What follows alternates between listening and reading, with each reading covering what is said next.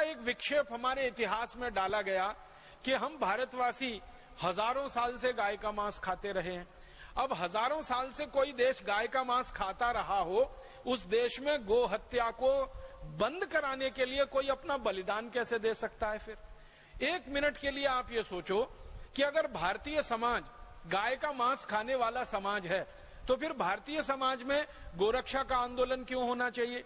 गाय बचाने के लिए आंदोलन क्यों होना चाहिए?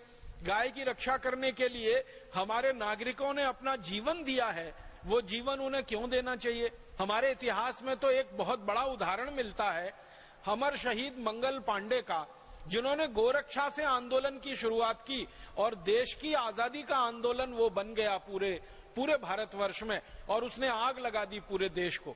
आप जानते हैं अमर शहीद मंगल पांडे को फांसी हुई थी, तो सवाल तो गाय की रक्षा का था।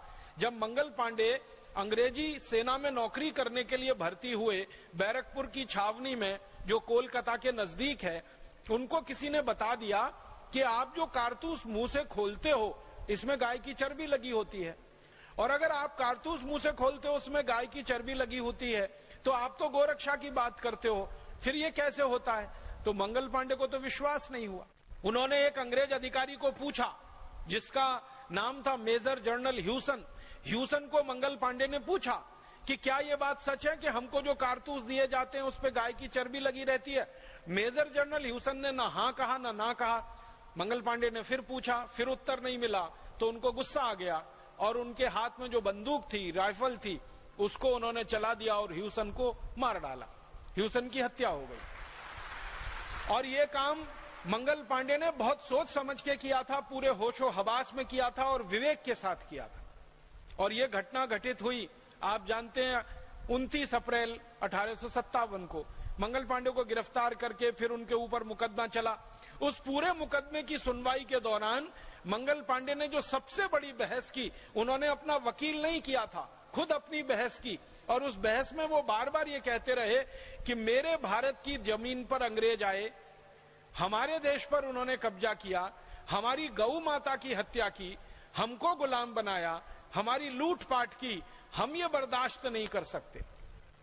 गाय हमारी मां है और हमारी मां का कोई अंग्रेज कत्ल करे, ये तो मैं बर्दाश्त नहीं कर सकता, इसलिए अंग्रेजों को तो मैं नहीं छोड़ सकता। अगर मुझे आपने जिंदा रखा तो और 2, 4, 5 अंग्रेज अधिकारियों को मैं ऐसे ही मारूंगा जैसे मैंने मेजर ह्यूसन को मारा। इस पर पूरे देश में क्रांति की और बगावत की शुरुआत हुई थी। तो आप जरा कल्पना करो कि जिस देश के नागरिक गाय की रक्षा करने के लिए बलिदान होने को तैयार हैं, गाय कटने से बंद हो, गाय बचे, उसके लिए वो अपना आत्मोत्सर्ग करने को तैयार हैं, उस देश के लोग गाय का मांस कैसे खा सकते हैं? हमारे वेदों में कोई प्रमाण इसका नहीं मिलता। हमारे यहां तो उल्टे प्रमाण मिलते हैं कि गाय को अगर कोई मारता है तो उसको मार दिया जाए, गाय को कोई काटता है तो उसके हाथ काट दिए जाएं, गाय को कोई काटता है तो उसके पांव काटे जाएं। हमारे वेदों में, शास्त्रों में इस तरह के उदाहरण मिलते हैं।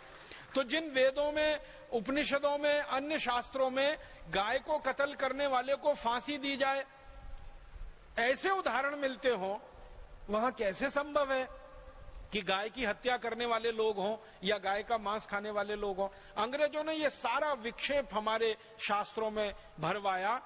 आपको सुनकर